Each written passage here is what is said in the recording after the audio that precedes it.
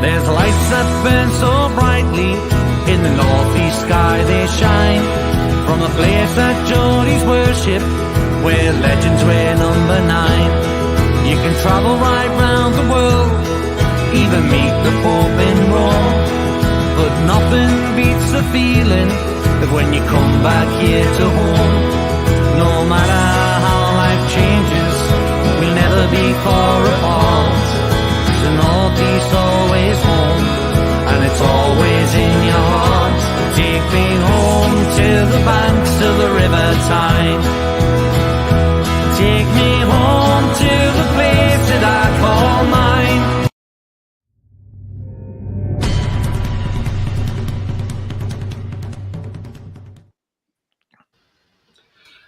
Good evening, everybody. It's All Black and White TV again, and it's the preview of Sheffield Wednesday versus Newcastle United. Hillsborough tomorrow, 6 p.m. kickoff UK time. I'm joined today by Jeffrey from USA and from John in the UK. Hi, guys. How are you both? Doing well. Yeah, very well, thanks.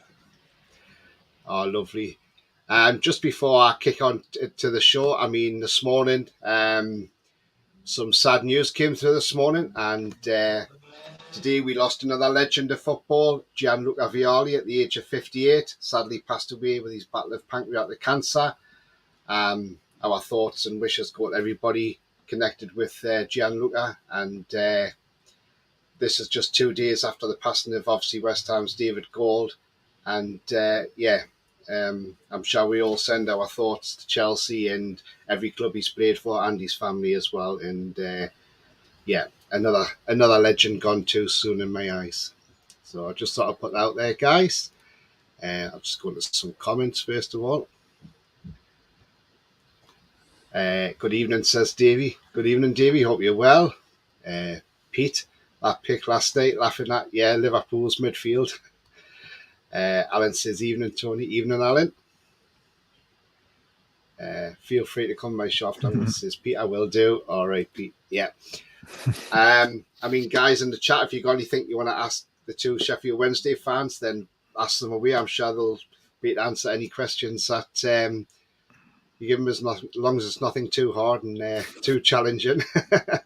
But yeah, so if you like what you see, please hit the like button. It does help the channel up the search results and makes it found easier. Also, if you're brand new to the channel, then please hit the subscribe button. It's free to do so. It also helps the channel grow. And also hitting the bell notification tells you when I've got a live show, a pre-record, or any upcoming shows as well. So thank you very much for that. And another comment in. Owls Americans, up the Owls Americas. At least someone's on the socials absolutely. Today. Yeah, somebody's on the, yeah, absolutely. And yeah, brilliant. And Charles says, evening all. Evening to you as well, Charles. So yeah, guys, so tomorrow it's a big game for us, the FA Cup. I mean, again, it's League One opposition for us in the third round. Last season, you're probably well aware we played Cambridge United and we lost 1-0 at home. And that was a dark day for us because we were like, where's our season going from here? But in some ways, I think they done us a favour because it meant we could then get on with Premier League survival, which we did do, no problem, in the end. I've been to Hillsborough before. It's a fantastic ground. I went there when we were in the Championship 2009-10. I always remember when Sheffield Wednesday were even in the Premier League. I mean, they had a decent time in there. They got the 2 cup finals in one season, the League Cup final and the FA Cup final. Played Arsenal in both of them as well. And you've had some good players, You've had the likes of Carlton Palmer, and you've had our own Chrissy Waddle as well. And you've had some great players for that club. I'll come to you first, Jeffrey, and obviously because you're in the US as well. I mean, is there a big following of Sheffield Wednesday fans in the US? And what got you into Sheffield Wednesday? So we have about, probably 50 or 60 across the country. We do an annual meetup. Last year was in New York, year before in New Orleans. This year it'll be in Charleston in early April. And I got in kind of a weird way. There was a first division recap show. I finally did figure it out because I was pretty young when it was on. But it had to have been the 91-92 season because it was specifically a first division recap show, not a Premier League recap show. And it was some sort of like match of the day thing. I'm pretty sure they just imported it straight from England, but it was on Saturday mornings and it was on the same station. I would watch Mets games the night before, so the TV would just be on. So I turned the TV on the next morning and there would be soccer, and I played soccer as a kid. So I got really into it. And I think the common assumption, this is true for certainly a lot of the American Wednesday fans, that the connection's John Harkes. And I love John Harkes. We've had him on our podcast as well. But for me, when I'm watching these 92 clips, it was just David Hirsch banging in goal after goal, and I was a striker as a kid, and just the kind of goals he could score just kind of hooked me with the team. And they became very difficult to follow after that, really, until I got the internet in college. I couldn't follow them for most of the late 90s, which is probably better than not, I suppose. Didn't need to see their decline from the top flight. But then I got into the New York Owls probably in the early 2010s. I think my first meetup there was 2011 or actually just after they got promoted back to the championships. I think it would have been 2012 or 2013. My wife was getting her PhD in the city, so we were down in Brooklyn a lot. And I just came to a meetup, found all these other, a lot of expats, but there are a fair amount of American fans now. And one of the goals of Owls Americas is to grow the fandom in the US, because you can watch all the games now, right? It used to be, even when we were in the championship, the 7 a.m. kickoffs that got picked up by Sky Sports, that we'd get on some obscure cable station here. But now you can just pay I don't even know what it is now. It's a lot of money. It's like 160 pounds a year. But you just get all the games. You can watch them on your phone. You can watch them on your laptop. You can just watch them at your leisure. You can watch replays. It's really just kind of amazing to think that a League One club. Yeah, I mean, that's absolutely fantastic. I mean, you've got a little amount of fans over there, but it's grown as well. I mean, that's just absolutely brilliant. And John, I mean, for yourself, you've obviously been a supporter all your life. I mean, what's the best thing? I mean, what's the best thing that you've seen from Sheffield Wednesday in your time supporting them? Yeah, well, it's slightly different to Jeff, is that I've sort of like never been. I was born and raised only a couple of miles away from the stadium, so you didn't have a choice. I'm a bit of an older fan than Jeff as well. Yeah, so as the saying goes, the club picks you don't pick the club. So obviously the best times of Sheffield Wednesday are the early 90s, because we obviously won the League Cup as a Division 2 side, the last team to ever do that, and get promotion in the same season. And then we kicked on from there. We finished third in the First Division, as it was back then. And just a couple of years later, we were gracing Wembley 4 times in one season, and got to 2 cup finals, obviously. And as a 16-year-old, that I just thought that would how it would always be. I never envisaged that we would, obviously have ups and downs, but I never had envisaged it would be significantly out of the top flight like we have been over the last 22 years. So, yeah, I still think of the early 90s as my fondest memories of being a Wednesday fan, and still obviously long to get back to just at least playing in the top flight, not necessarily chasing trophies anymore, because the money's got hold of the games, and teams have far superseded us in terms of support and financial wealth. So for me now, it's just another season of just trying to get back on the up and trending towards the Premier League rather than being in the third division as we are right now. Yeah, I mean, I've obviously just looking at your results and that, but you've not had a bad season now. You're second behind Plymouth, who obviously they're tearing away with it, aren't they, at the moment, Plymouth Argyle. But I mean, you're second. You just hammered Cambridge on Monday 5-0. Last season, you lost to our rivals in the playoff semi-final, and we were all supporting you to win against them last year. And we were all willing year one to beat them, just to keep them down in League One for another season. And I mean, you've got Darren Moore as a manager. I mean, how do you find him as a manager? Has he grown as a manager? Because he's had a couple of clubs and he hasn't really been great, has he? And maybe West Brom, he wasn't really given a fair crack of the whip, I suppose. But he seems to have found a club where he's enjoying his football. I mean, do you think you'll finish in the top 2 this season? And like I say, what's your thoughts on Darren Moore I'll go to you first, John, then I'll go to Jeffrey with the same question. Okay. Yeah.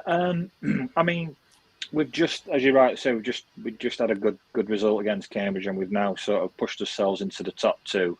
But what might be surprising to outsiders like Newcastle fans is maybe that the fans aren't always behind Darren Moore. He's quite a divisive manager. I think it's a lot to do with the team selections, formations, tactics, the usual things that you get when fans aren't fully supportive of a manager. But we were speaking on the Wednesday podcast a few days ago, and I think the fans have just got a little bit restless, and they're a little bit just tired of League One football. So the atmosphere is not quite as it used to be, and there's a lot of disharmony at times. But I think Darren Moore is a manager that's up and coming in the game still. So he's only his third job as well, I believe, if you count the West Brom ones as a temporary measure. So he's kind of growing into the game. His recruitment, I must say, has been excellent. He brought in some really good young players on frees or very nominal fees, and he's turned them into really good players. So yeah, I think recruitment-wise, he's been absolutely brilliant. But I think sort of there's still one or two grumblings about the performances at times. I mean, Cambridge were really poor, and we should have. 5-0 wasn't flattering at all to Wednesday. It could have been more. But you've got to give him the benefit of the doubt. We're at the halfway mark or just past it. We're where we need to be. We're on target for promotion. We're on target for 90 odd points, which should see you go up in the top two. So you can only be happy with that, really, and just hope that for the rest of this transfer window that we maybe strengthen a little bit as well to enforce the position that we're in. Yeah, absolutely. I mean, he's, like you say, you're doing well at the moment, and long may that continue. Before I get to Jeffrey, I'll just nip into some comments. Alan says, I read that Stan Collymore said if Newcastle reach the Champions League, the club will get rid of Eddie Howe. I can't see that happening for any reason whatsoever. I think some people are just, not worth talking about. All right, lad, says Andrew. Yeah, all right, mate. How are you? Night of Knee Gaming says, Eric Cantona support Sheffield Wednesday. Who knew? Yeah, because he's an ex-player, isn't he, as well? So, of course. Alan says, rest in... Very, very brief explanation. Yeah. Alan says, rest in peace, Gianluca Violi, a great player, also a gentleman of the game. Deepest sympathies to his family and close friends. Yeah, absolutely. Yeah, we absolutely... And Owls America has said we actually got 300 plus members on the email list, 50 to 60 are hardcore who are regularly engaged. Do you know what? That's absolutely brilliant. That is, yeah. Evening says Jules, evening to you as well. Owl says Jeff don't ask Jeff about English geography. I know where Newcastle is. You know where Newcastle is, yeah. Jules says, watching all the games, jealousy touch subject, especially a Saturday 3 p.m. games because you get all them obviously back in America. Nate says, I live in Cardiff and support Newcastle, so therefore the club picked me. Yeah, absolutely. Alan says, even Tony and Sheffield Wednesday fans, I was actually not that bothered when we went out the cup last time, but more who beat us, but staying up was absolutely most important. Yeah, definitely. I mean, we had to stay up, and we did stay up, and it makes it a different cup tie. And it'll be a great cup tie because it's at one of the old-fashioned grounds, Hillsborough, and it's one of the clubs that will not lose their identity at that stadium. That's for sure. Alan says, I was at Hillsborough in the 70s. We were where we beat Burnley 2-0 in the semi-final of the FA Cup. Super Mac and Terry Hibbert were brilliant, great stadium. Yeah, it is. I mean, like I say, I went there in the championship season, and it was a Boxing Day, and I got treated really well, and I thought it was nice. Jules says, should be interesting. My other half's youngest brother's a Sheffield Wednesday fan. He's going to the game, and of course, we are Team Toon. Oh, well, that's going to be a great household then, isn't it? Night says, on the plus side, you could end up with Ryan Reynolds visiting next season if you stay in Division 3, Silver Linings and all that. I don't think they'll quite get him next season, would they? Because he's in the conference, so you'd have to wait a couple of seasons. But I think you should be back in the championship. Yeah. No, exactly. You don't want that to happen, do you? Drill says, do you know, Dubravka was released from his loan. Don't like him, though. Yeah, he has to come back from Man U. They've now signed Jack Butland, who's gone from being second choice to going to be a third choice Man U, so I don't understand that one. Alan says, Sheffield Wednesday should be a Premier League instead of Everton and Liverpool. I mean, yeah, they should be up there. Absolutely. Jules says, get clicking the like, subscribe and share. Thanks very much, Jules. Owls America says, do you think Newcastle want to do well in the FA Cup? What's your priorities this year? I think we want to do well on all fronts because we've seen it with the Carabao Cup. We're in the quarterfinals. We've got a match on Tuesday against Leicester. So I think Eddie Howe wants to progress in every competition that we can do. I mean, we're in the top four of the Premier League at the moment. Whether we're there by the end of the season, we'll find out. But if we are, that's been absolutely fantastic. If we do end up in any sort of European place, that's still progress in my eyes. So whether we finish top four or in the top seven, it's still progress. But the Cups, we would like to do well, and I think Eddie Howe will want to do well tomorrow. But yeah, we'll get on talking about teams and things like that shortly. But yeah, we definitely want to do well in the FA Cup because the FA Cup we had two finals in the 90s, and we lost both of them to Man United and Arsenal, and then we lost a semi-final as well against Chelsea. But you know, yeah, we always like the FA Cup because it's the oldest competition in the world, and who doesn't like it? I mean, especially non-league teams, they absolutely love it. Kidderminster proved it last year. They were close to knocking West Ham out, only about a minute away from knocking them out until West Ham equalised. So, yeah. Yeah. Well, I said, Tony, when our last trophy was 91 League Cup, was Newcastle's 60-something Fair Cup, was it? 69. Fair's Cup? 69, yeah? Yeah. So I think you'd probably be wise to go for the FA Cup while you're building your Champions League sort of team, wouldn't you? It's a definite opportunity for you guys. Yeah, absolutely. It's like Jules says, it's two historic clubs, great fans, should be a good match. Apologies, or I still want to win for the tune. Owls America then says, will you put out a second string team to give us a chance? I think there will be changes tomorrow because, like I see, we've got a quarter final on Tuesday. The only thing I am going to say is, though, you may be facing up with a £63 million striker against you because Alexander Isak's back in full training, and he has been for the last few weeks, and he may well probably start tomorrow to get some minutes in his legs. And I'm confident Mark McGuinness can put him in his back pocket. Well, we shall see, shouldn't we? Jules says at the Owls. And Nate says, Cup final and top seven would be an amazing season, in my opinion. Yeah, absolutely. So, yeah, Jeffrey, the same question to you as well, my friend. I mean, you know, about Darren Moore, about where you are in the league. Where do you see yourselves for next season?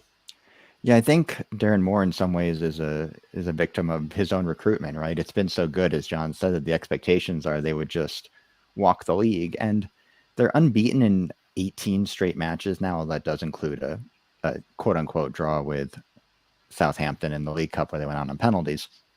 But despite being unbeaten in 18 and being in second place in the league, as John said, where you want to be at this stage in the season, I think where they were expected to be at this stage in the season, outside of the Cambridge game, the recent performances have not been, I think, the level of dominant the fan base wanted at this level or expected at this level. At the end of the day, you want the points and you want to get out of the league, and they're on pace for that. But I do wonder if it could be a little more attractive football, if they could score a few more goals, especially recently outside of the 5-0 game. They haven't really been banging it in. They've had some injuries both up front and in the back line. And actually the back line's, I think, done very well in terms of keeping things tight without having really a consistent center back three over the last couple months at this point, really, with injuries in and out of the squad and starting, you know, players that would regularly be fullback or wing back at center back. I just think They wanted to get out of the league last year. They should have gotten out of the league last year. The performances weren't there, especially against the lower level sides. They've done much better this year, beating teams in the bottom third of this league, and they're not attractive football games, right? When you go to play Lincoln City or Accrington Stanley on these small pitches away from home, it's just teams that are going to set up to play defensively and try to ground out 0-0 or get a scrappy goal late. And if they had a few more 5-0s like they had against Cambridge sprinkled in there, I think people would be happier. I just think it's just get out of the league, right? If they get out of the league, everyone's going to love Darren Moore. If they don't get out of the league this year, there's going to be some questions asked. Yeah, absolutely. But where you're flying at the moment, you should get out of that league. I mean, Ipswich was second for quite a while, weren't they? And then obviously they've dropped a little bit, so you've got above Ipswich now. But obviously Plymouth's leading the pack, aren't they? And they're having a tremendous season by the looks of things. And I do like to look around the different tables as well and see how people are doing. And but yeah, I mean, when I saw your result against Cambridge, I was like, wow, because I live down in Suffolk, you see, and my other half, she's from Cambridge, so she's like, she couldn't believe that result at 5-0. Yeah, I mean, that's what you want. You want promotion. I mean, I'll ask you, John. I mean, tomorrow's game, I mean, what would you prefer? Would you prefer a cup run, but not get promoted, or maybe get promoted, or would you prefer to go out the cup tomorrow and get promoted? Oh, no hesitation. You could roll us over 5-0, and I'm all about going up in the top two, get back to the Championship. I love the FA Cup. I know it's been diminished somewhat over the years as the Champions League chase has earned a lot more money for teams and a lot more prestige. But, I still remember FA Cup was the last game of the season on a Sunday, and it was the showpiece of British football. And having watched us go there twice in '93 as well, because we had a replay in the first game. I'm still quite fond of the FA Cup, but Wednesday being in League One or Division 3 as it would have been, I've got to say league priorities for me. Yeah, absolutely. And Jeffrey, the same question for you. I think almost it's the best possible outcome, right? They got a big club at home under the lights at Hillsborough. It'll be a nice day out. The place will be packed out. Probably one of the biggest crowds they've had in recent years, maybe even since the Arsenal League Cup game a few years back. Great atmosphere. I think I'm sure we'll get into sort of tactics and squad and how we think the game will go. I think you don't want to get drilled 5-0, right? That you can lose some momentum that way. But I think they'll put out a good squad. I think they'll keep it respectable all in all. I think it'll be a nice night out. Hey, if you get a cup upset, great. But I think the focus does have to be on the league. I don't think you want to go there and get drilled at home. I think it'll just leave a bad taste in people's mouths. Yeah, absolutely. You got to agree. I mean, as long as you see your team giving a good performance, and even if you do lose, at least you can say, well, they played well, but just wasn't to be. But like you say, we'll get into teams and things like that soon. Knight says the Man United final was when I started supporting Newcastle. That's when I discovered football. I was 22 and had no clue. I just didn't want to support Man U as all my mates were supporting them. Yeah, Man United's got the most international fan base going. I mean, most of them live in London, don't they, and have to travel by train. So when the train strikes are on, I'm surprised they've got fans in the stadium. Alan says, if give choice, my priority would be winning the League Cup because it's over by the 20th of February. Rest of the season free to concentrate on the league, and other teams got cup in Europe. Yeah, well, that's fair enough, Alan. Jules says, who should we be worried about from a Sheffield Wednesday point of view? Yep, I'm going to come on to that one, Jules, because I'm sure they'll be able to tell us who we should be watching, who the danger men are, and what our defence should be doing. Alan says we need better quality squad for all competitions. Yeah, strength and depth, that's what you need, and it will happen. Jules says, Cambridge teaches UK pride before a fall, my friend. Never underestimate the upper, but we'll be good. Absolutely. And Alan says, I'd love to see Newcastle win 2 cup finals this year, but I would take one and finish 4th or 6th in the league. Yeah, that's fair enough. Troll says, I know the cup is different, can lose to anyone. Yeah, absolutely. It's a funny old game, as they say. Yeah, that's what Jimmy Greaves said all them years ago. Football's a funny old game. Alan says, Wednesday got money to compete in the championship if you get promoted. John, I mean, have you got money to compete in the championship if you go up this season? It's a bit of a mystery, that one, Tony, because we've got a chairman that has spent quite ruthlessly in the past and got us in trouble with the EFL to the point of losing points, which is why we've found ourselves in League One, because we got a points deduction, so it ended up costing us in the end, and we got relegated because of that. Obviously, the focus has shifted, and we've now sort of gone into a more pragmatic style of, transfer dealings. And as I said before, Darren Moore's brought in a lot of free transfers and nominal fee players. So if we do go up, I'm honestly not sure whether the chairman would get the checkbook out or not. I'd like to think so, because obviously, a step up in quality, it's going to be difficult. But I honestly, I don't think any fan could tell you whether we would spend or not. I don't know if you agree, Jeff. No, I don't know. I think one of the good things, especially with regards to Darren Moore's recruitment, is he did get a lot of like championship squad players to take a step down and come to Wednesday. I feel like George Byers and Michael Smith and Lee Gregory and obviously Barry Bannon could make that step up back to the league and have had some success in that league before. But ultimately, they've been out of that league 2 years now. That's 2 years of less money coming into the coffers. They're going to have another cycle of FFP to consider, I think, right about the time they get promoted, if they get promoted this year. So it is going to be a little bit of a tricky spot. Sheffield Wednesday in the championship is a more attractive landing spot than Sheffield Wednesday in League One. And I think Darren Moore's recruitment skills will be well put there. But ultimately, you're going to be stepping up with clubs that are, again, it's you get the yo-yo clubs, right? That have come up and down. They get the parachute payments, and those are the teams that you're competing with for the players that ultimately you want to get promoted to the Premier League. So I think it's going to be a little bit harder climb back up than it was when Defon Chansiri first came in and was just able to splash the coffers to sort of put together the team that got to the Wembley and then got to the playoffs the next year. Yeah, that sounds fair enough. Jules says, got to run, peeps. Friday night, out.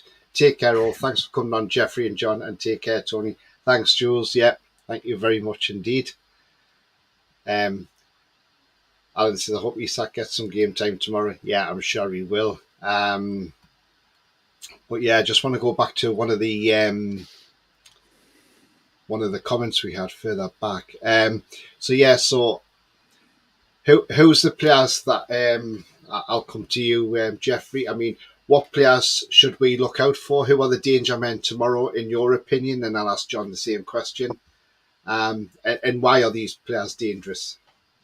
So the obvious answer here would normally be Barry Bannon, who's the team captain and probably, if not the best player in League One, certainly one of the best. But he's been dealing with some hamstring issues. Went out of I think it was the Port Vale game with an injury. They kept him out for Cambridge. I'm certain he won't play at Newcastle. I'm sure they want to keep him out, keep him healthy for a slightly trickier run of league games coming up. Josh Windass had a hat trick against Cambridge. He looks like he's in really good form right now.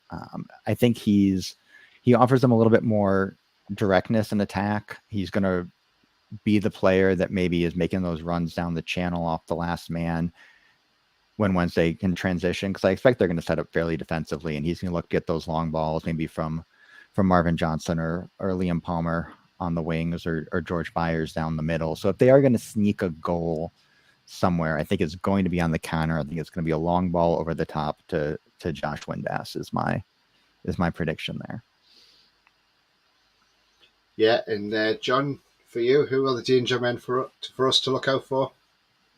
Yeah, not dissimilar to Jeff there, really. I mean, George Byers is our sort of talisman now that Barry Bannon's out injured. Byers is a central midfielder, can pick a pass, likes to put his foot in, he can win the ball back as well. Very busy player, kind of box to box. we've got Michael Smith, who's a massive Geordie, so he's loving this game already. He's hoping for a replay so he can play at St James Park. He's a huge Newcastle United fan.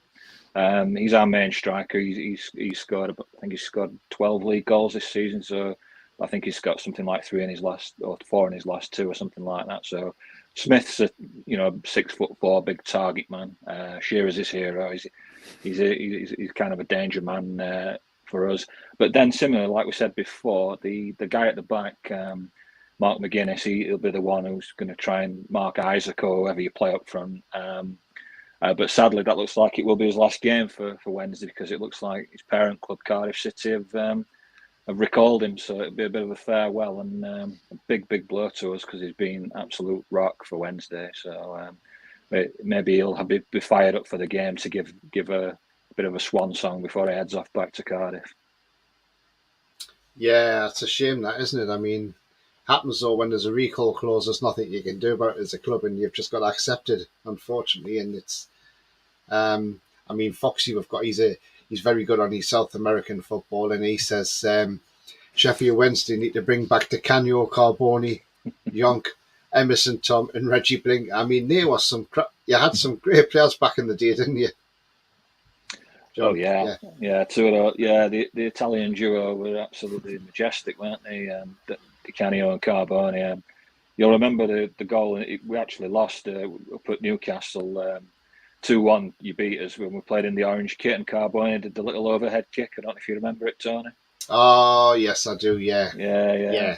That was the kind of goal Carboni was capable of. He never got a tap in Carboni. It was always something spectacular.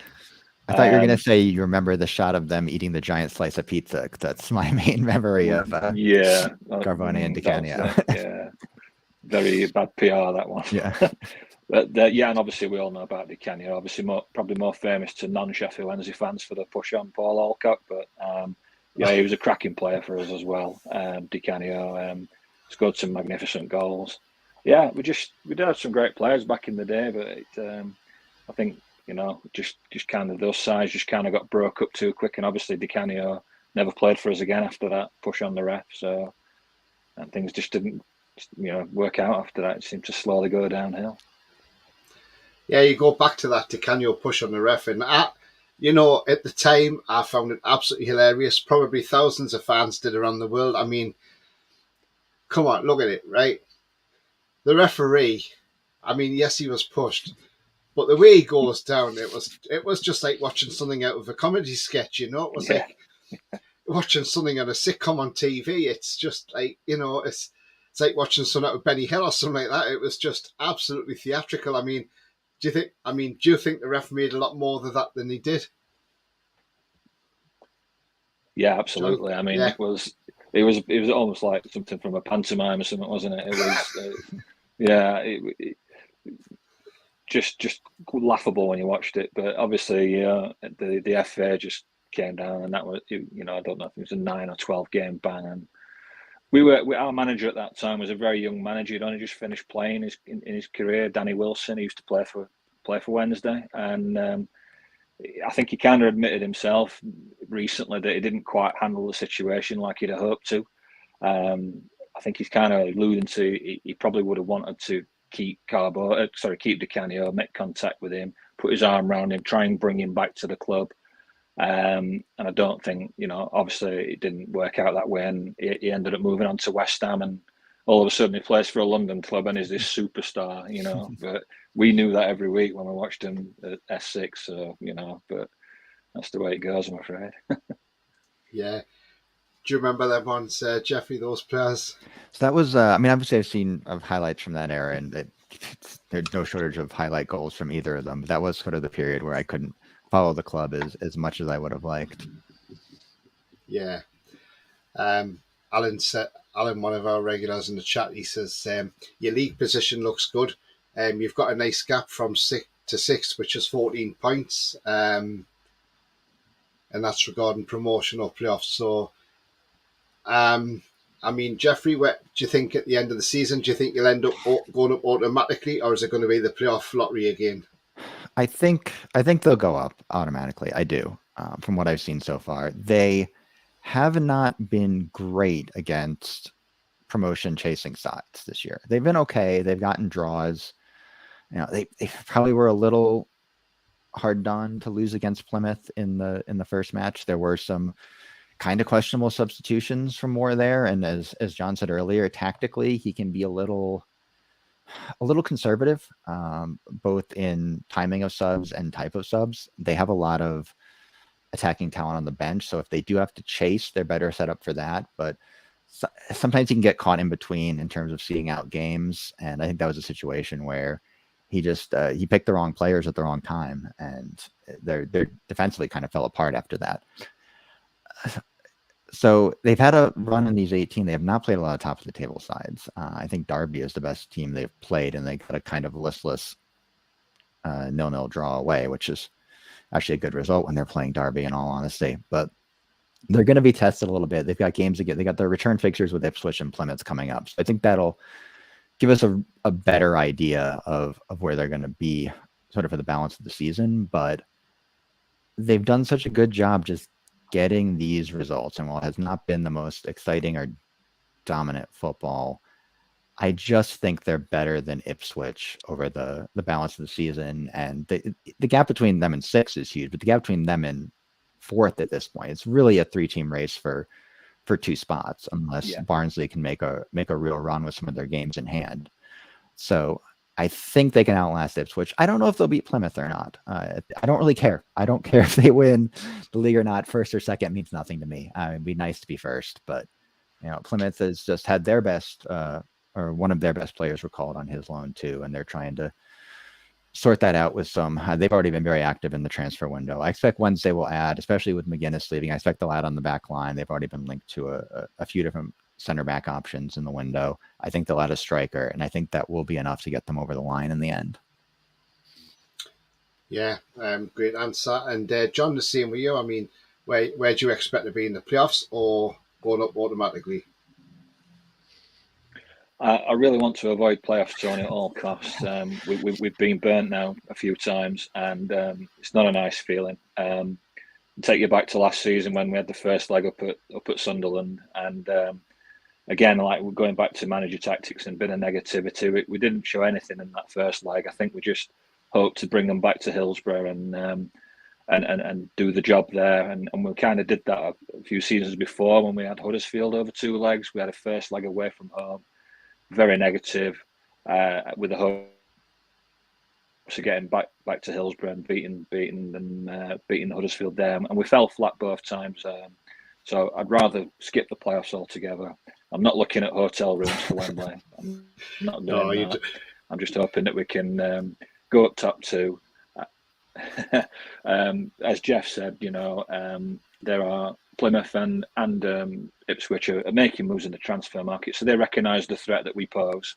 So I think we need to do, we need to counter as well, and we need to strengthen ourselves to hold off the charge of those 2. I think Plymouth will fall away, mainly due to logistically, because I think when Plymouth have got to go up north and on a Tuesday night, it's a long way for them to travel, and I think over the course of a 46-game season, I see Plymouth just falling away. So I'm hopeful that we'll get second. I think Ipswich might just nick it, and I think Wednesday will come second.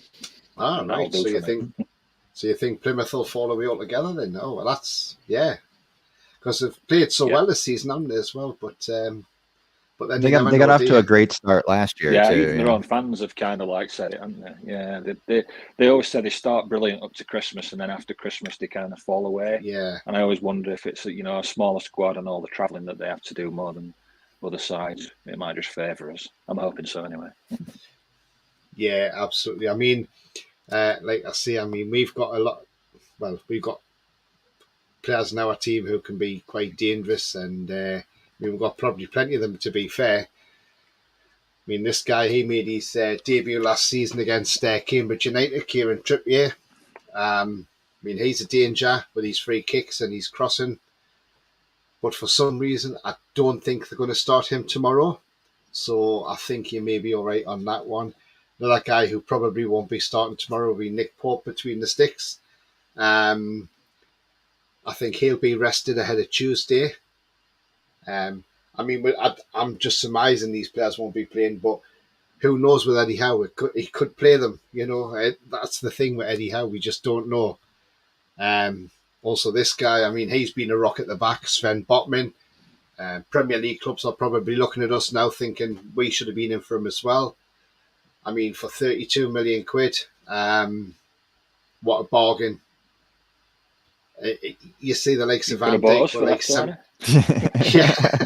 you see the likes of Van Dijk, but when you see the likes of Maguire, who's like £80 million, but this guy is better than what Maguire is. He's a rock. He's been absolutely brilliant, and because he didn't play against Liverpool, he's actually unbeaten in our team when he's played. So that's a good omen for us. And he's formed a great partnership with this guy as well, Fabian Schär. Again, who we got for an absolute bargain, £3.5 million, because his club in Spain got relegated. So there was a clause that he could leave for £3.5 million. Another bargain. If there's one guy that could be the difference tomorrow, if he plays, could be this guy, Bruno, our brilliant Brazilian. Absolutely fantastic. I don't know if you've seen many games or watching him on TV, but he's a fantastic player. Again, we got him for less than 40 million from Lyon last season. He come in January, come into a relegation battle. Didn't even have a clause in his contract. Even if it had gone down, he would have been playing Championship football this season. Well, thankfully we didn't go down. He's absolutely fantastic. And another bargain. And of course, Eddie Howe, we know, is good at getting players to the best of their abilities. What a job he's done with this guy, Joe Linton, a striker who couldn't hit a barn door, which he was brought in to do. He's turned him into a midfielder, and he's now one of the best midfielders in the country. He's absolutely fantastic. Again, I can't see him playing tomorrow. This guy, Miguel Almiron, he's been on fire.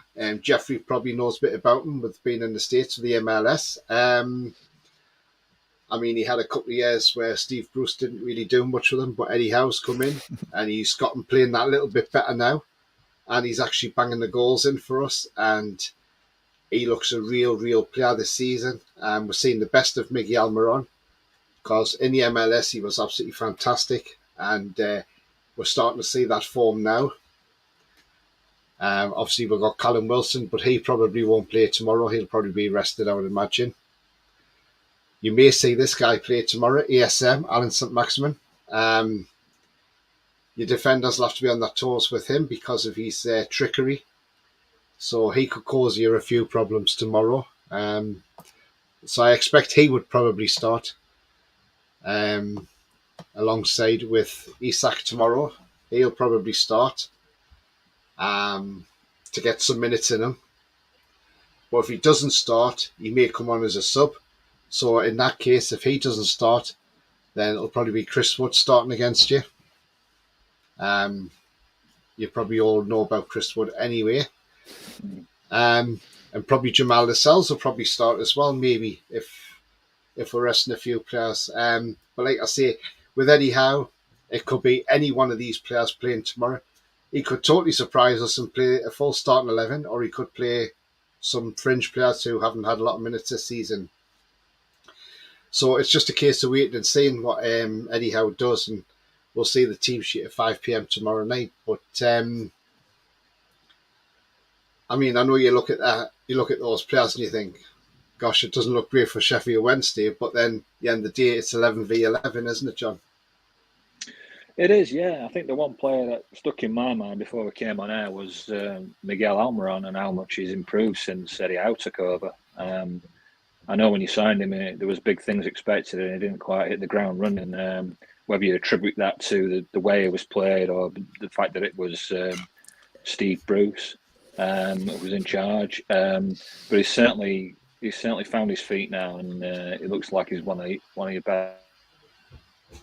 better players and one of the first names on the team sheet. So yeah, I mean, you're littered with quality. It's two teams worlds apart at the moment. You know, your Premier League, Champions League, elect sort of team playing League One. So you know, there's a golfing class, but as you say, sometimes that doesn't count for a lot when it comes to knockout football in the cup. And Jeff will know the expression from American sports: any given Sunday. Even though it's a Saturday they're playing, but the expression is any team can beat any team on any given day. And you never know. You just never know what could happen. But you're certainly heavy favourites for it. Littered with quality, but I think we just have to dig in and see if we can, nick one and see how it goes from there. First goal is probably going to be massive in this game, I think. So we'll just have to try and keep it tight and see if we can nick one. Yeah, Isaac. Against Cambridge last year.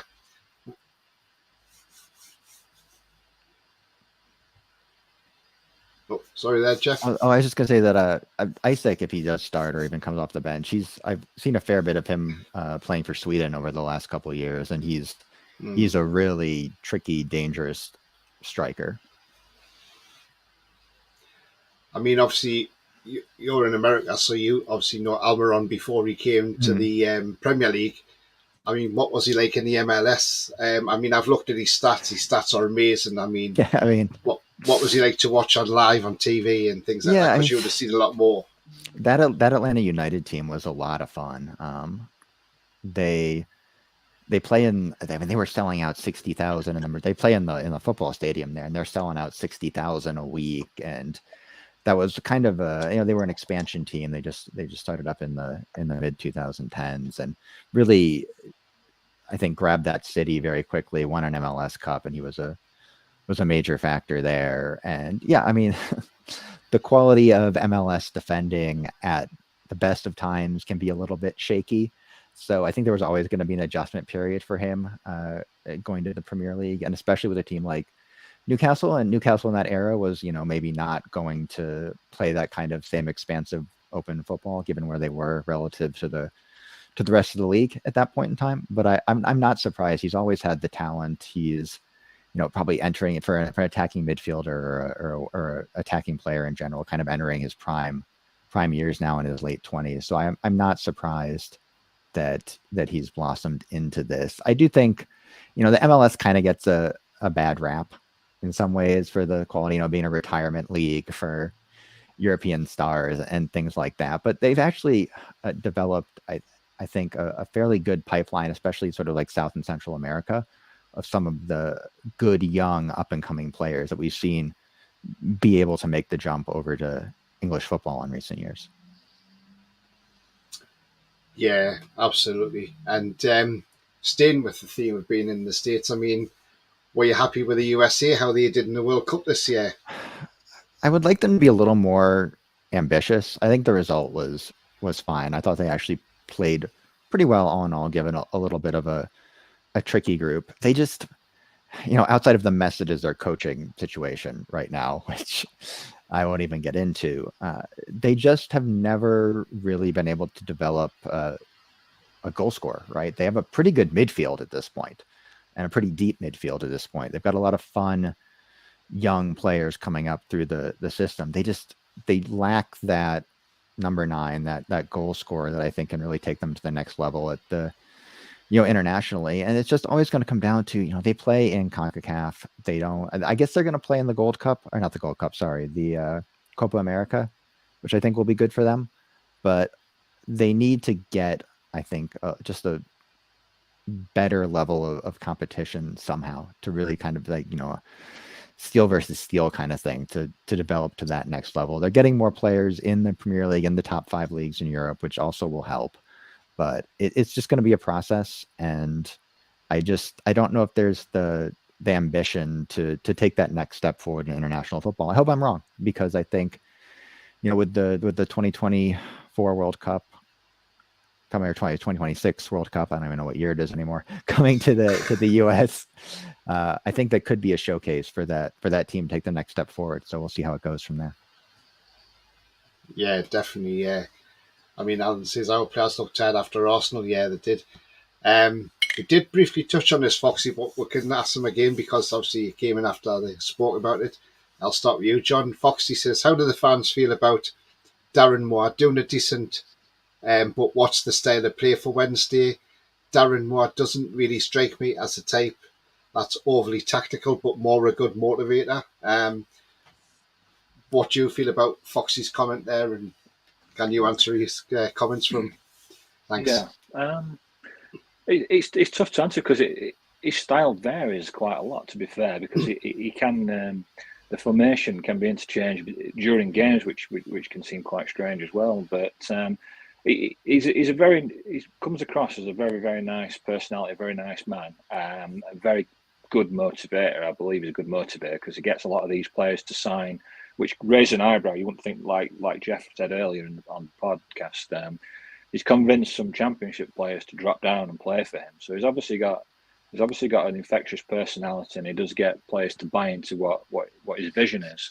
That vision is slow, it's slowly coming together on the pitch. But the style of play, he does like to play with three at the back mainly, and then whether that's 3-4-3 or 3-5-2, can interchange between games. And like I said, I can't really describe the style because against Cambridge we were pumping long balls over the top and they couldn't stop them. But against other teams, we like to get it down and out wide to like Marvin Johnson and Windass and even Michael Smith, who's our big number 9, has found himself drifting out wide and stuff. So it's difficult to describe his style. It changes from game to game. He's very much a manager that alters his style of play depending on the opposition, which a lot of managers will do. But we haven't got sort of a unique set style, I would say. I don't know what you feel about that, Jeff. Yeah, I mean, he'll even play a 4-4-2 on occasion, especially with some of the center back injury issues they've had recently. I do think they get a little, on the one hand, you don't think they should have to be overly tactical with their squad strength at this level. I think they can get a little ponderous in the midfield at times, even with Bannon in there. Bannon likes to play more of a free roaming role, and they just sort of knock it about without an end product. But they were a lot more direct against Cambridge, and obviously Cambridge it was very poor and very vulnerable to those kind of balls over the top, which I don't think the Newcastle back line will be. But again, I don't think that the motivation stuff is bad at all. I think he's a very good motivator, and I think it's in stark relief from Tony Pulis and Gary Monk of recent years too. I think that can loosen up the locker room a little bit. Yeah, absolutely. That's great. There you are, Foxy. Both fans have given you an answer, mate. Yep. So thanks for that question, Foxy. Absolutely brilliant. Alan says, I think Anderson may start. Yeah, Ali Anderson, our youngster, may start. And Alan says, yeah, it's the FA Cup, BBC have it on. Only reason I think is because they think there's an upset possible. Yeah, I mean, it's going back to last year against Cambridge when we lost against Cambridge, and they're probably thinking, yeah, we've got an upset here on the cards again. And that's possibly why it's been chosen for TV. But it's great for Sheffield Wednesday because it's worldwide coverage for them as well. And I know you touched on it there, John, saying Michael Smith, he's a huge Newcastle fan. I mean, we had this last season when Ironside scored for Cambridge. His idol was Alan Shearer. And it just happened to be he scores the winner at St James's Park. And, their goalkeeper, Meetoff, I mean, I went to that game and he had an unbelievable day. Everything he got a hold of, Meetoff, he was saving everything. Nothing was getting past him. It was just one of those. It was like the keeper was like, right, I'm at the big stadium. I'm going to put on a show today. And by God, he put on a show, because if it wasn't for him, we probably would have run right over Cambridge, and he got them through the next round. Then obviously they got walloped off Luton 3-0. But yeah, other than that, I think that's why Alan's saying they're putting on the BBC. Yeah, because they want to see if there's another upset. I mean, I couldn't believe we got another League One club again. But like I say, it's one of those grounds you don't mind going to because it's a nice ground and it's one of the old-fashioned grounds, because there's not many of them left, especially in the Premier League, because a lot of them are going to new grounds. Like you've lost. Arsenal's gone from Highbury to the Emirates, and Man City's gone from Main Road to the Etihad, and Tottenham's changed their stadium, haven't they? knocked their old Even one down and Brentford has rebuilt. like a new fancy stadium now. Yeah. Which is Brentford one of built a the new classic stadium. old grounds there. Southampton left the Dell, didn't they? Built St Mary's. I mean, a lot of cynical fans call these new stadiums flat packs, don't they? Like, MFI wardrobes, and you just put them up in 2 minutes. They've got no character. They've got no, real sort of feel to them. But it's pleased to see some old stadiums still knocking around, like St James Park and Hillsborough, and I mean, even Old Trafford, for much of its renovation, it's still they didn't build a new one. They just built on what they'd got. So Yeah, Villa Park's another one, and Villa Park, Goodison Park. Oh, they're leaving Goodison, aren't they? Yeah, they are. Championship, we could be playing Everton next season. Because they ain't doing very well in the Premier League, are they? I mean, struggling. Yeah, they just scraped relegation last season, and they're back in it again this season. So I think it's maybe it might be one of them clubs that comes down, and you might play Everton next season at their brand new stadium as well. So that'll be a shock to the system for the bonnet. Absolutely, yeah. There'd be. Well, I mean, we take we sell out as away following pretty much every game, no matter what league we're in. So I mean, if that did happen, there'd be plenty of Wednesday nights making the trip to the new Everton stadium. That's for sure. I mean, what sort of crowds do you get at home in League One? Are you selling out, or do you still have like a few seats spare, or what? Like, what's your average crowd you're getting at the moment? About 24,000, give or take. Away following's always sensational. We just whatever they'll give us, we'll sell it out. We've got a tremendous away following. Home following's a little not quite as strong, and I think there's just, like I said earlier on the show, I think it's just a little bit of apathy from some fans about being back in League One again. A few of them just can't accept it, so the gates are a little bit down. But I think because of the gap from, we came down out of the Premier League in 2000, so we're in year 22 now. We've lost a generation to lower league football. So kids are having to watch YouTube to believe us that Wednesday were once a good side. And we did have some moments. So I think if we ever get ourselves back, I think Championship crowds would be up if we got back. But certainly if we got ourselves back in the Premier League, I think you'd get a few more thousand than now. Might sort of get some 30,000 plus gates, which would be tremendous.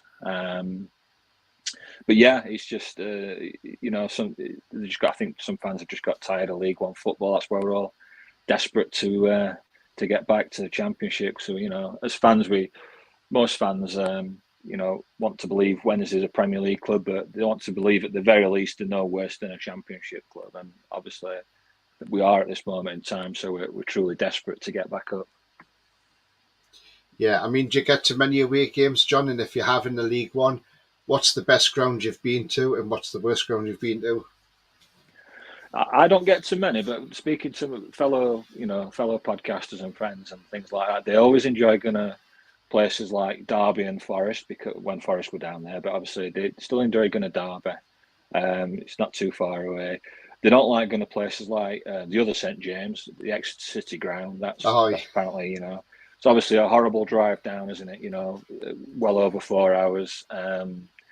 Tight little ground, with wind coming through the stadium, and usually not had great success until recent times. And MK Dons is another one because there's just nobody there. Although I think our fans actually like that in a way, because we take more away fans than what they've got home fans, and so that kind of looks good on us and bad on MK Dons. But then everybody's got this like thing about MK Dons because the MK franchise, as they call them, and stole the club and all that. So it's fun to go places like that and take the mick a little bit. But we always take a healthy following, Tony, and it's we do get comments from rival clubs about that in all leagues, really. And even when we've played you guys tomorrow, I think there'll be some Newcastle fans that'll be complimentary about Wednesday as a club and a fan base, because we've got kind of that reputation as being the nicest of the two Sheffield teams, shall we say?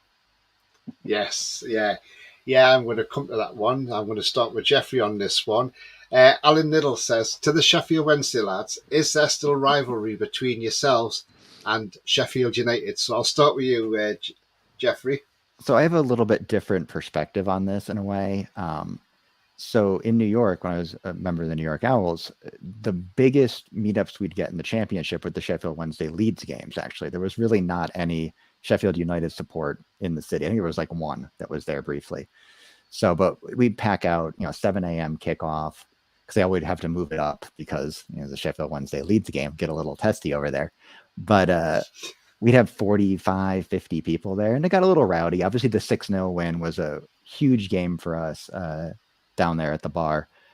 So for me, I was always a little bit more of a rivalry, I think, between Sheffield Wednesday and Leeds for me. Obviously, the United games are big deals for the fan base when they happen. The Steel City Derby, obviously, there's some classic ones too, go back to 93 and all the way back to Boxing Day that inspired the original song.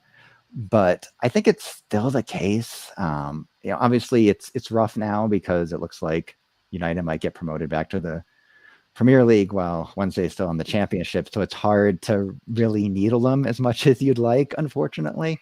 But I think that game is always going to have more juice than a Sheffield Wednesday Leeds game to basically everyone else other than the people in the basement bar in New York at 7 a.m. Yeah, absolutely brilliant. I like the sound of that. That sounds brilliant. And same question for you, John, to what Alan's asking. We absolutely hate them, Tony. We'll always hate them. They'll always hate us. We call them pigs. They call us pigs. The trouble is the derby and the rivalry has never really played out much on the pitch because we have this odd thing of never really being in the same league for very long. Either we go up and they go down, or we go down and they go up. So invariably, we don't get to play out on the pitch. It's just a lot of banter with each other, but never actually getting to witness the sides play each other as often as I say as often what we'd like. They're never comfortable games to watch. You might have the same feeling when you're playing Sunderland, but they're great when you've finished and you beat them. But all the build up and watching it for 90 minutes, your heart's in your mouth because you just don't want to lose to them. So the rivalry is still as fierce as ever, but it's just not played out as much as other teams' games and rivals are. But yeah, we certainly still hate them with a passion, make no mistake about that. Yeah, it's a bit like us with Sunderland. I mean, we don't like Sunderland. I mean, Middlesbrough, we don't really like them, even though they're a little bit further south than Sunderland. But yeah, our rivalry with Sunderland's the same. I mean, if Sunderland fans are out in force on social media, if we lose a game and they've won a game, the broadband's automatically switched on in Sunderland and they're out in force and, laughing it up and everything. But this season, we haven't heard as much from them. And, but yeah, it's the same anywhere. And it's great to still have that rivalry. And I think if Sunderland came to the Premier League, I think we'd smash them. So we'd get our revenge on them, that's for sure. And Alan says, I was at St James's when you guys were in the Prem, I remember. Yeah, I mean, we had some good games. I mean, I remember that one night you came when Keegan was manager and Alex Matthews scored that volley against Sheffield Wednesday when we had to play with our away kit on at home. And then obviously the one when Bobby Robson had his first game as manager and we absolutely hammered you 8-0 and Shearer got 5 in that game. And Kevin Pressman had a miserable day. I wonder when that was going to come up. Yeah, sorry, I didn't mean to bring that up, but yeah, I mean, sorry. I mean, to be fair, I wasn't even expecting that sort of scoreline. I mean, were you expecting that scoreline of 8-0? Yeah. What year was that then? I'm just trying to cast my mind. That'd be 99. It's probably. Yeah, it'd have been either the season we came down or the season before. So yeah, we're obviously on a big decline there. Yeah, I do remember. Yeah, I remember. Shearer was just phenomenal, wasn't he? And going back to earlier on when I was following Wednesday in the early 90s, there were 2 strikers that were coming through that were going to be replacing Lineker as England strikers. One was Alan Shearer, who was at Southampton at that time, and the other one was our boy David Hurst. I don't know if you remember David Hurst. Tony, but left-footed player, and they were kind of neck and neck in their abilities and the projections about where they were going to be in terms of players. But sadly, Hurst got kicked to death down at Arsenal by Steve Bold, and he was never the same since after that. And obviously, we know what Shearer went on to do. Yeah, but Shearer in the Premier League was phenomenal, and he did always seem to score against Wednesday. Even in his Southampton days, he got a few as well, and certainly Blackburn Rovers as well. So just a phenomenal player, and did have a good record. And we had some good games against Newcastle. We tended to fare better at Hillsborough than we did at St James. Never seemed to get much up there, certainly in the league anyway. I think the last time we played you might have been FA Cup when Lewis McGugan scored, and I think we won 1-0 up at St James a few seasons back. It was the League Cup. It was right before the Arsenal game. But league-wise, you always seem to have his number at St James. Yeah, but we tended to have better fortunes at Hillsborough. And we always seem to be complimentary of each other. I think there were two clubs that respected each other when we were in the Premier League together, and had a lot of nice things to say about each other. And had players that played for both as well. You know, we had Pavel Srnicek, your old goalkeeper. He came and played for Wednesday for a while. God rest his soul. He's gone now, isn't he? But and one or two others over the years. Steve Watson, he came and played for us. He scored a great goal in a famous 1-0 victory over Sheffield United. So he's a Wednesday legend as much as he might have been Newcastle as well. So yeah, brilliant. And Davey says, does Sheffield still have the bendy bus there, the free bendy bus? Oh. No, that sadly that went to the garage in the sky quite a few years ago. That one, yeah. Well, that answers that one. Alan says Sheffield Wednesday had a good striker as well called Imre Varadi, ex-Newcastle player. Yeah, Imre Varadi was a class player for Wednesday. Yeah, brilliant. Yeah. Yeah, I remember David Hurst as well. He was a good player, wasn't he? Got an England team as well, didn't he? But, yeah. So, guys, we're going to wrap up there. I mean, it's been great having you two on. I can have a quick word with you backstage. But, Jeffrey, I'll start with you. Do you want to let people know where they can find you and what the podcast is? If you don't mind, thank you. Sure. I'm on Twitter at Jeff Paternostro. The Owls Americas group is on Twitter at Owls Americas. You can find our podcasts, meetup information. So if you're in the US on holiday or something like that and need to find a Sheffield Wednesday game, we can point you in the right direction. We also do live match commentary for those 3 p.m. games you can't see over there on TV. And our podcast is called the Owls Americast. We actually just had our 200th episode this week, and we go about once a week, usually Wednesday or Thursday, just covering the previous matches, Wednesday news, and previewing the next one. Oh, that's great. Thank you very much, Jeffrey. And John as well. Do you want to give a shout out as well? Thanks, mate. Yeah, no problem. So, I'm Olive Grove John on Twitter, which is at OwleyZ, part of the Wednesday Week podcast. You can find us at TWWcast. The podcast is available on all your usual formats, so you'll find it on YouTube, Spotify, etc. We just recorded a podcast a few days ago. Had a little prediction for Newcastle as well. Anybody who wants to go and have a look at that, then give us a like and be appreciated. Yeah, and guys, you can find me on Twitter. My Twitter handle's there, and also on my channel, which is It's All Black and White TV. I've only been going since October 2022. I keep saying this year, it's now 2023.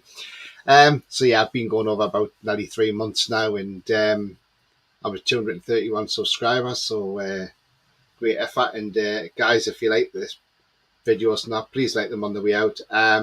Also, if you haven't yet subscribed, then subscribe please, because it's absolutely brilliant, this, and the channel's on the up, and it helps the channel grow as well.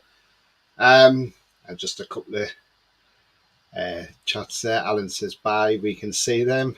He means the 3 p.m. games. Davey says, yeah, we can see the 3 games, don't you worry about that. Yeah, we know there's ways and means. Yeah. Alan says, great chat, lads. Thanks very much, Alan. And the guy's channel I was on before I came on to do my show, Del Boy, he's an Arsenal fan. Big up, cheers, Del Boy. Thanks for me on, mate. And he's a good lad. If you haven't checked his channel out, go and check him out, Del Boy Gunner TV. He's absolutely brilliant.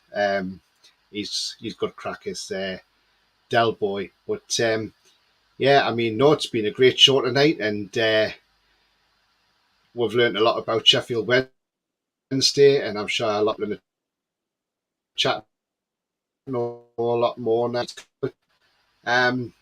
You can say, oh yeah, I remember him seeing this player and that player, so we're gonna have to watch them, and yeah. So let's hope. And before we quickly go off, before everybody asks, Jeffrey, what's your prediction tomorrow? I think it'll be pretty open. I think 3-1 Newcastle, 2-1 late, and Newcastle gets a third when they're chasing it. And John, what's your prediction? Yeah, I was going 3-1 as well. I'm not sure about the the incidents in the game, but I just think Newcastle's just got a little bit too much for us. But we're hoping to give you a game, and I think it'll just run out 3-1 in the end. Yeah, I was going to say, I don't know what team we'll put out, but I was going to say 3-0 to us, and we'll keep another clean sheet because we're quite good at keeping clean sheets at the moment. So I was going to say 3-0. And Davey finally says, my mate supports Wednesday and hates City. So, I mean, he means Manchester City. So, there we go. So, yeah. So, guys, thank you for that. And, yeah. Pleasure. So, I'll have a quick word with you backstage. And then, so we will see you later. So, thank you very much, guys, for coming on. Absolutely brilliant. And thank you to everybody in the chat. Until then, take care and see you later. Bye-bye for now.